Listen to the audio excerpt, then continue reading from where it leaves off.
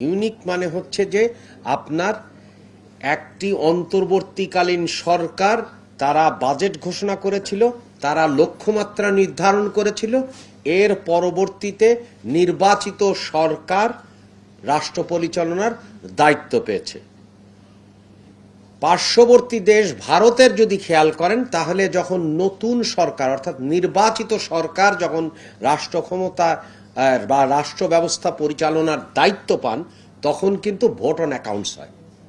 অর্থাৎ হচ্ছে যে ওই সরকার তার ম্যান্ডেট অনুযায়ী তার করার কাজ করে। কারণ আমরা তো বলেছি যে 180 দিনে কি করব, তাই না?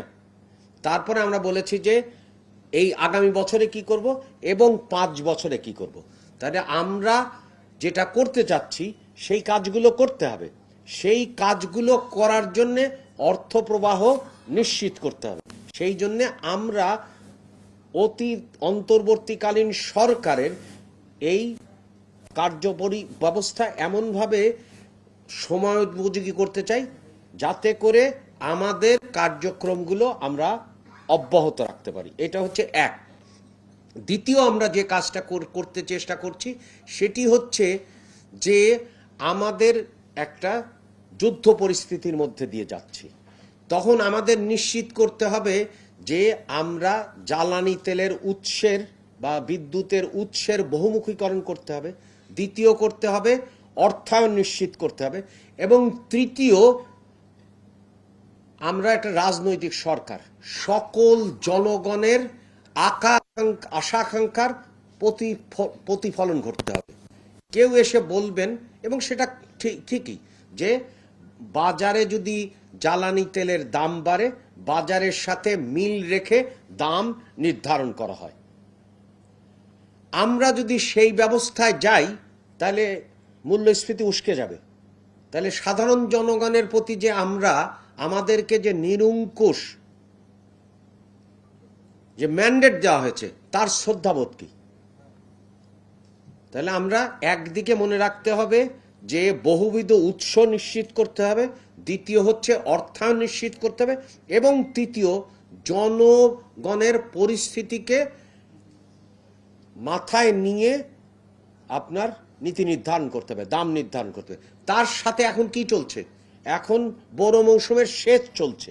ডিজেল হচ্ছে সবচেয়ে বেশি সেচের জন্য দরকার।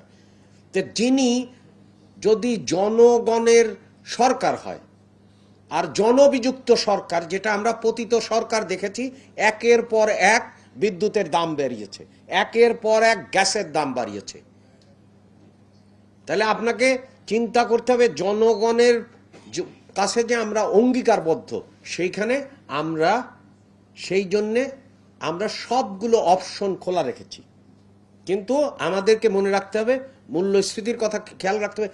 এই প্রলম্বিত মূল্যস্ফীতির কারণে আমরা কি দেখেছি? নিম্ন মধ্যবিত্ত দরিদ্রের কাতার এসে গেছে, দরিদ্রের সংখ্যা বেড়েছে। এটা তো চলতে পারে না। তাহলে আমাদেরকে একদিকে যেমন মূল্যস্ফীতির কথা মনে রাখতে হবে, সেচের কথা মনে রাখতে হবে, এবং আপনারা খেয়াল করেছেন যে আমরা নিশ্চিত করেছি যে তেলগুলো আছে, এবং আপনারা এও লক্ষ্য করেছেন যে তেলগুলো কিভাবে লুকানোর চেষ্টা করা হচ্ছিল, এখন বিভিন্ন জায়গায় পাওয়া যাচ্ছে। তার মানে যদি আপনি জনবান্ধব হন এবং জবাবদিহিতা নিশ্চিত করেন তাহলে কিন্তু এই ঘটনাগুলো ঘটার কথা না। দ্বিতীয় প্রশ্ন হচ্ছে যে আমরা মনে করি রাজস্ব ব্যবস্থাপনা এবং রাজস্ব নীতিমালার ক্ষেত্রে যে বিভাজন করা হয়েছে সেটি যুক্তিসঙ্গত। আমরা দেখব যে এই পদ্ধতি সম্পর্কে আমরা অতীতে কতকগুলো মতামত দিয়েছিলাম, এবং এইগুলো আমরা দেখে নিশ্চিত হয়ে সেই অনুযায়ী আমাদের পরবর্তী আইনি পদক্ষেপ নেব।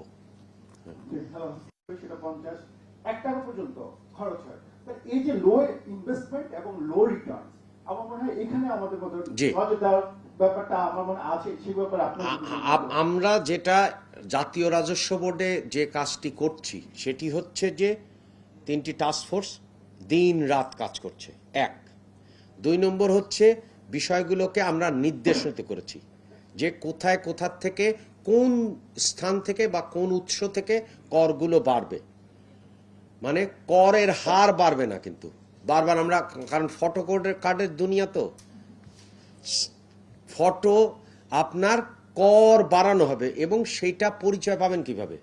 আমাদের 4 মাস অপেক্ষা করতে হবে। বৃক্ষ তোমার পরিচয় ফলেতে। সো আমরা যেটা বলছি সেটা কিন্তু আপনারা দেখতে পারবেন। আমরা প্রতি 3টি শুধু টাস্ক ফোর্সই করিনি, আমরা প্রতি মাসে ড্যাশবোর্ড করেছি। বুঝতে পারছেন? যে ড্যাশবোর্ডে দেখা যাবে যে কিভাবে আপনার ই করুন, এবং আপনারা রিয়েল টাইম ডাটা পাবেন। এরপরে আমি ব্রিফ করব না, এরপরে এনবিআর এর চেয়ারম্যান মহোদয় আপনাদেরকে ব্রিফ করবেন যে যে কোনো প্রান্তিকের তুলনায় দুটো নির্দেশক নেবেন। একটা নির্দেশক হচ্ছে যে যে কোনো প্রান্তিকের তুলনায় এই প্রান্তিকে আপনার করের মোট কর আদায় বেশি হয়েছে, এটা এক নির্দেশক নাম্বার 1।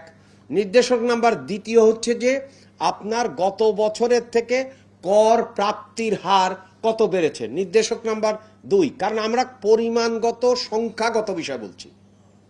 এবং তখনই কিন্তু যে এটা ঠিক, অনেকেরই শঙ্কা আছে, অনেকেরই উদ্বেগ আছে যে এই রকম সামাজিক নিরাপত্তা কর্মসূচি তো তারা কখনো দেখেনি। বাংলাদেশের ইতিহাসে সর্বজনের জন্য যে সামাজিক নিরাপত্তা কর্মসূচি নেওয়া হচ্ছে সেটা তো বাংলাদেশের ইতিহাসে ঘটেনি, অনেক দেশের ইতিহাসে ঘটেনি। স্বাভাবিক কারণেই অনেকে শঙ্কাবোধ করছেন যে এই অর্থায়ন নিশ্চিত করা হবে কেন, কিভাবে? এটাই তো মূল প্রশ্ন। আমরা সেইটা নিশ্চিত করার জন্যই আমাদের দেশীয় পন্থায় এবং দেশের অভ্যন্তরীণ সম্পদ সংগ্রহের মাধ্যমে সেটা মেলাবো। আর মানুষ আগে কর দিতে চাইতো না, কারণ সবার প্রশ্ন হচ্ছে যে আমার করের অর্থ কোথায় ব্যয় হয়। এটা কিন্তু একটা বড় বিষয়। আর আপনাদের সহযোগিতা চাইব যে আপনারা দেখান, রিপোর্ট করেন যে কোন জায়গায় ভ্যাট ফাঁকি দেওয়া হচ্ছে। কারণ আপনারা তো আমাদেরকে বাধ্য করবেন জবাবদিহিতার মধ্যে, এবং আপনারা প্রশ্ন করবেন। আমরা তো কোনো ধমক দিচ্ছি না,